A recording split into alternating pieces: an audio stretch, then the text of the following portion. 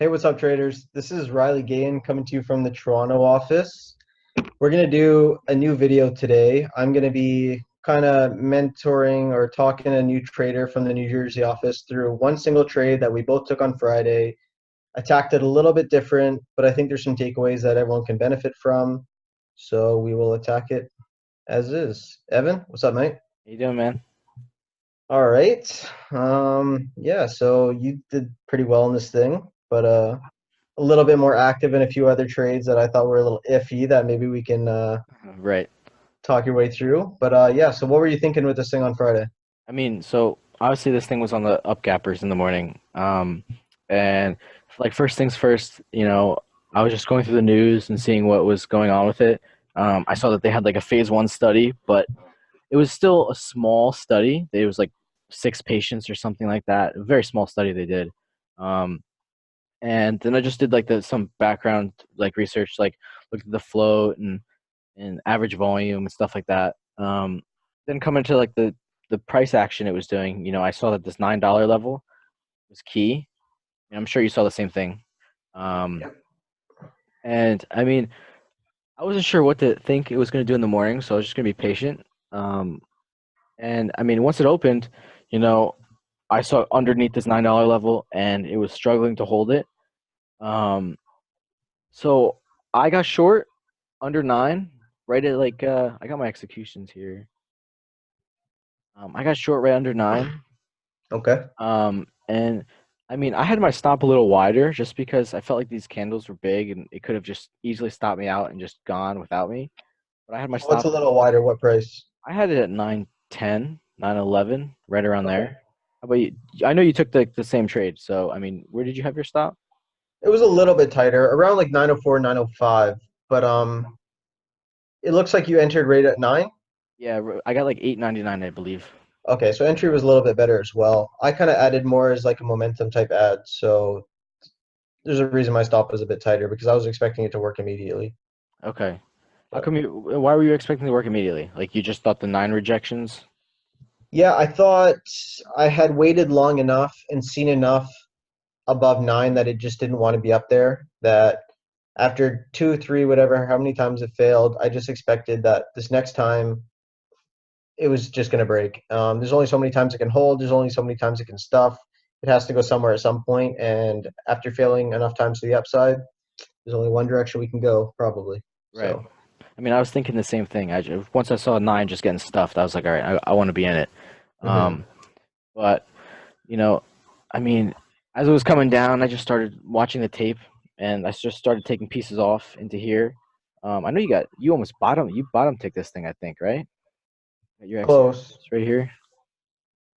Yeah, I mean, yeah, you pretty much bottom ticked it, but I thought the tape was changing a little bit, so I ended up covering the rest of my position. Um, do you think I should have left the piece on? I mean, even if I got stopped out on like one of these candles. I definitely don't think you should be getting stopped out on those candles. If you want to leave a piece on for bigger picture, I think that's fine. Okay. But I definitely don't. I think if anything, you should be adding into those candles. Definitely not stopping out into them because you're not wrong into those at those prices. Okay. But I think you could definitely take advantage of the emotions and the volatility near the open. Okay. Okay. And then I mean, Because I didn't trade any of this second movement here, the second or the bounce, and you did, but I don't know. I didn't want to put anything on just because I was just watching it. I mean, how come you got into it here? so the only reason I got flat into the first wash is because it was kind of like a capitulation wash. It was coming back into some pre-market levels, and I just figured I was going to be able to take advantage of the volatility a little bit better. And down at 830, if my stop is still above 880 and I'm only looking for another 10, 15 cents, I didn't think that I thought the risk reward intra trade got a little bit skewed at that point. So I figured get it all off, take advantage of some of the volatility, get back in there at better prices with a tighter stop, and then hopefully take advantage of it. Okay. So I reshorted like a quarter at 54, three quarters at 64, and then I was risking off like 883 because that would have been like 100% retracement of the first snap candle. Right. So here. So yes, so that was the main reason. I just thought there was some ability to exploit that volatility early, some of those people's emotions, and you just don't know who's involved in the washes or the pops, but a lot of times they occur after such volatile price action that you can just exploit it somewhat. So that was the main reason I got flat into the wash. It just happened so quickly. Um, I wasn't expecting this to go down to 750 or anything immediately. Okay. So take advantage of the next pop. And then, yeah, so you didn't trade this pop. No, I Um, didn't.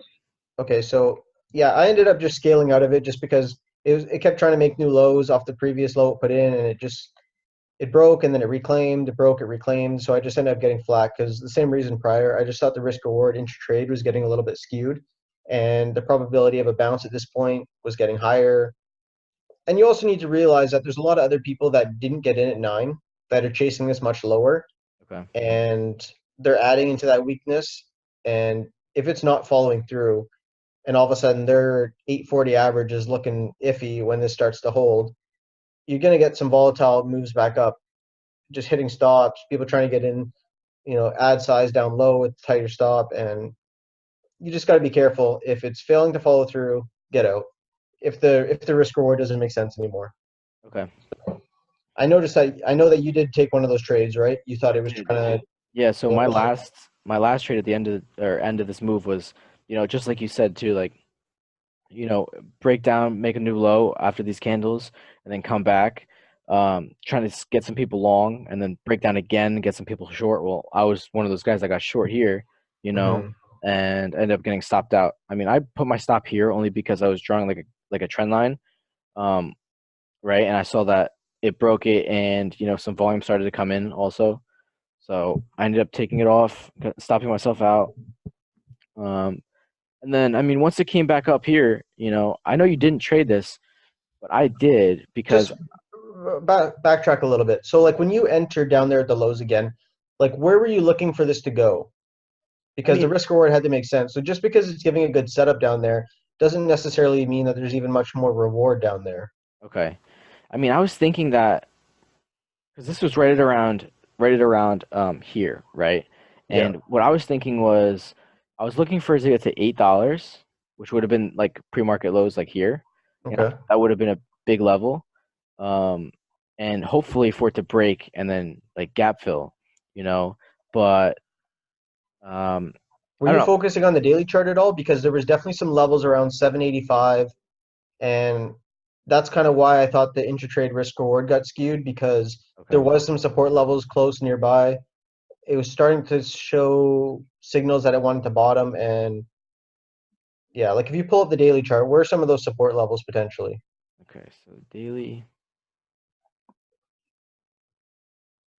So that would have been like 780, Yeah. 795. So Yeah. even closer, right? So like if you're coming into like those first levels, I mean, obviously it could just slice right through those, but there's a good Okay. chance that it's definitely going to find if there's support that close near the figure, then it might even just find support around that figure. So I Okay. mean, That at that that makes point you're sense. kind of entering at 815, 820, looking for there might not be that much meat versus how crowded it still is, how many people still want to get paid off into any more weakness.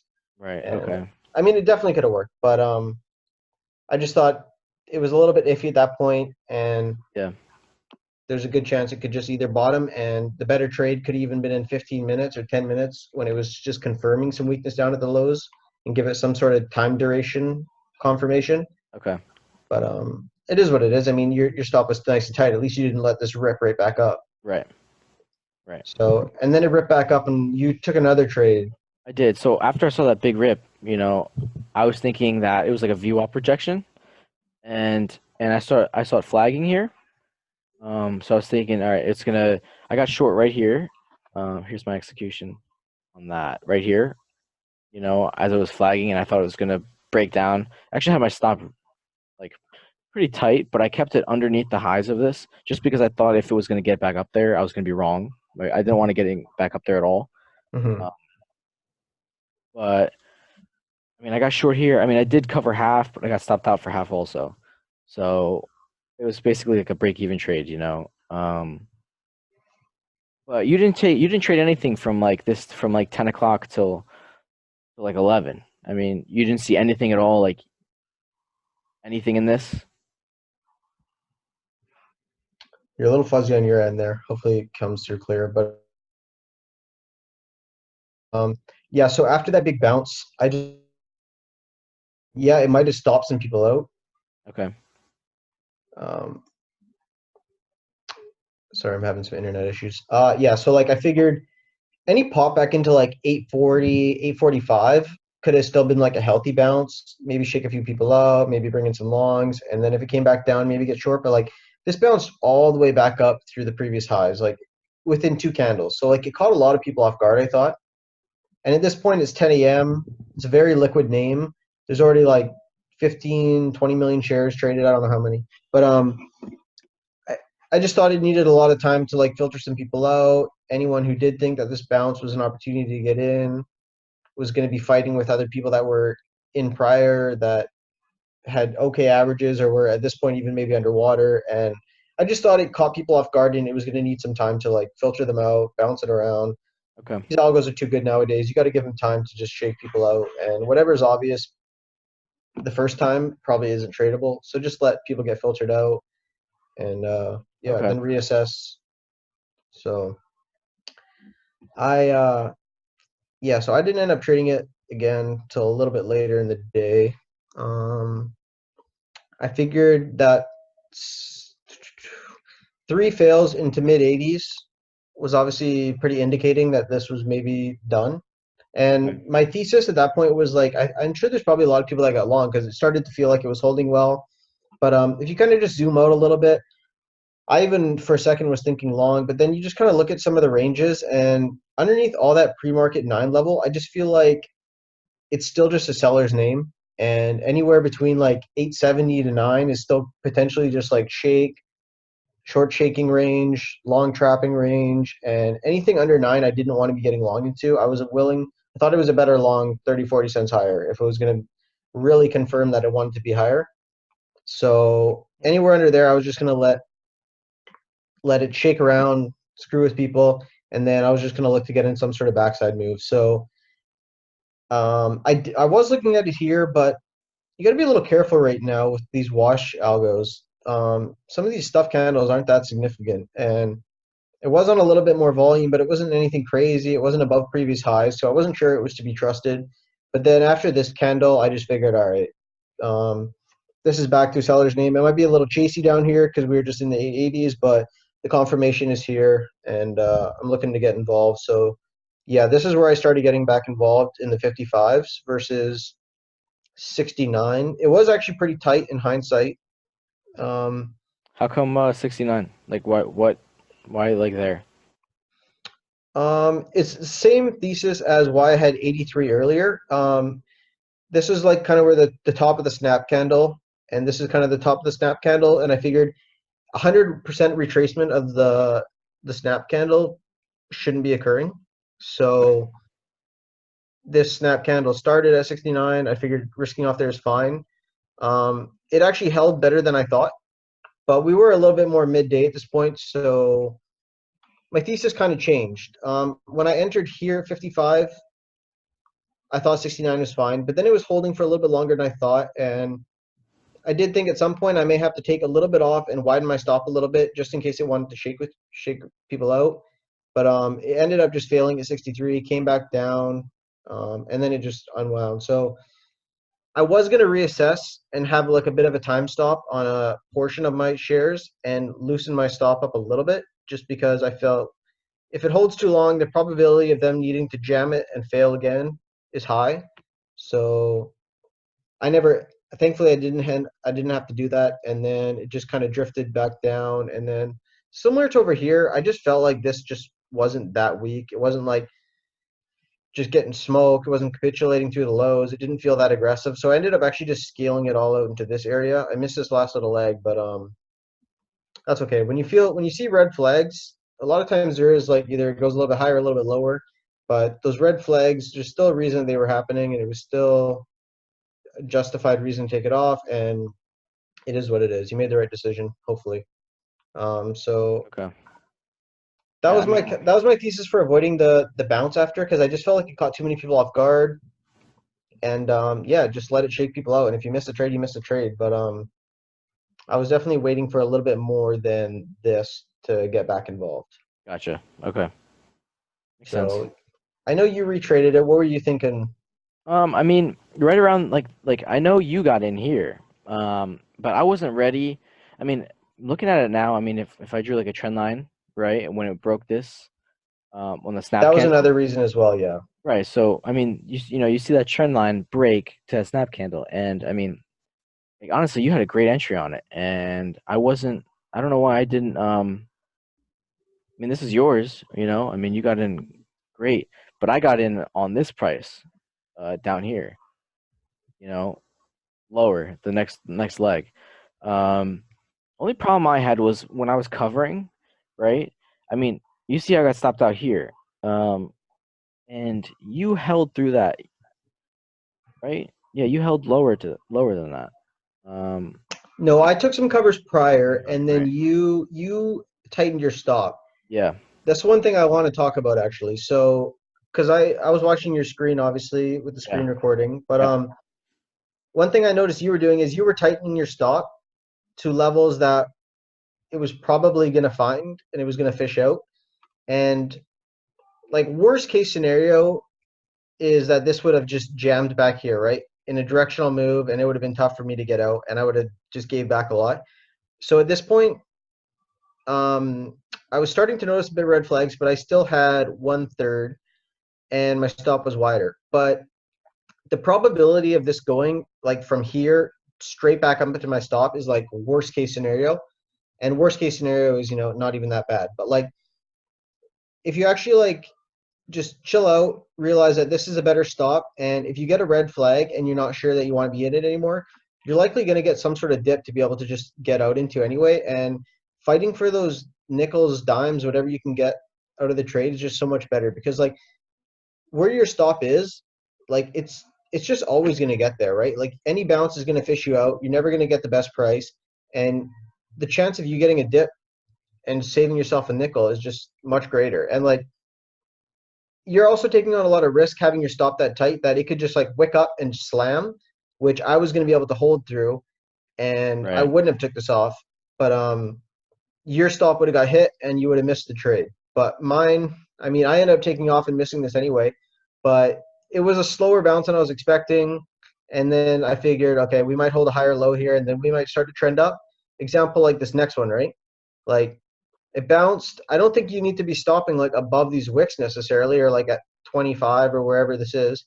You Yeah. don't need to be puking in this candle. Like a lot of times you'll get the dip. Um, I mean, this case you may have just given it back a little bit more, but like I just don't think you need to panic, especially at this time of the day, because things are a little bit slower. Over here, yeah, you need to be tightening your stop. But in a slow downtrend, they're going to find a way to fish out your stop. So I feel like you can just fight for price a little bit more, and you don't need to be just kind of like tightening your stop to that previous high every single time. Let it prove it doesn't want to go down anymore, and then look for a dip to get out. Because like there's only so many times like the worst case scenario is going to happen, which is this is just going to directionally bounce right back to 50, and I'm just going to have to puke it up there. Okay. And if you can get it, if you can get that 7 cents dip to get out, then all you need to do is have like a 33% winning rate on getting that dip for it to be a profitable outcome versus the worst case scenario is to give back to 50. So just Okay. kind of like yeah, it's just like a variance thing and the probability of you getting it and if it's a profitable thing to be doing long term. I just don't think if you pull yours back up, Yeah. I think the chance of you getting stopped here is just so high into the first bounce. And like I said, you're not going to be able to hold through any quick whip that slams. So like say in this scenario back here, Mhm. um, if that candle happened over here, you would have got stopped, but I would have been able to hold through. And a candle like that would have been fine because that would have been an immediate retracement. But I thought this one was a little unhealthier because it was like it held for like 4 or 5 minutes. Okay. So you get what Makes I'm sense. saying? I get it. I do. That actually makes a lot of sense. So it's just a healthier way to, I think, leave your stop a little bit wider, give yourself a chance to be right, and just see what it wants to do. And you're likely going to get the dip to get out anyway, and you're probably going to get a better price. Okay. So Okay. yeah, so I think yeah, that second one, I mean, you chased it a little bit. You did wait for a little bit better confirmation, which is fine. Hmm. Maybe I even should have been adding down there, but yeah. So I think the second stop we quickly mentioned that you could have done a little bit something different with that. Um, I think this trade's fine as well. I just think the chance of it being crowded is much higher in this range than it is, or like in this range is much higher than it is in this range because like I don't think really many longs are getting trapped in this, but shorts are willing to reshort this bounce. Versus now, it's like okay, this first this first attempt at reselling off is holding, and shorts are going to start puking because now we're back above this range. We're above this quote unquote VWAP area Yeah. that's so important. But I mean, a lot of times they just manipulate around it.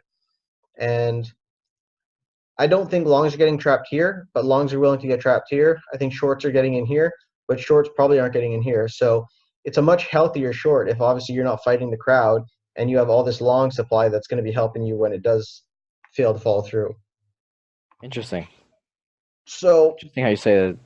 Where that's longs are getting in here, shorts are getting in here, or I'm sorry, vice versa. yeah. Shorts are getting in here. Yeah, so a lot of times you just got to think about what the other side's doing, what more like surface level amateur traders are doing, and what even just the guys running the stock are trying to do. If they try to make it look like a good long, but it feels a little bit stuffy, there's probably a reason. They're probably selling into it, and they probably push it up there to make it look like a good long setup. So Okay. you just got to think outside the box a little bit. And yeah, there's definitely some more opportunity to be taken advantage of. Cool, But man. Awesome. did you have any more questions regarding this trade? Um, Not really. I think you got them all covered pretty much. Okay. Yeah, I think this one was pretty straightforward. I mean, I think we both did a good job avoiding the chop the rest of the day. This bounced a little bit more than expected. Um, yeah, I mean, when it starts chopping up throughout the afternoon, I definitely don't think looking for afternoon opportunities are there, especially when this did continue to chop a little bit more, bounce back into like the 50s, I think, a few times, and just get out of there. You want to look for the easy money, not the tough money. So I think that was a pretty good job avoiding that. I think this was a cool format, Evan. I like doing this Yeah, actually. I do too. I, So I think we could try this again in the future. Yeah, so hopefully you guys enjoyed it. Like, comment, subscribe, the whole works. Like I said, this is Riley Gahan. I'm up in the Toronto office. We're just kind of getting this thing going up here. Just a few of us, just working our way through. Hopefully, grow into something good, and yeah, go from there. I mean, my main takeaway with trading is just trying to stay disciplined all the time. Um, I think the key to being a good trader is just being disciplined, like always having a good mindset, just staying in your lane, doing your niche stuff, and just being this guy, right? Like just being an animal, being a lion, being a hunter, and just doing the right thing at all times. So hopefully you guys can learn something from this video and kind of yeah, just try to be this guy because this is the idol. This is who you're trying to be. So hopefully you guys enjoyed. Have a good night. And yeah, feel free to message me, tweet at me, anything you want. All right, take care, guys.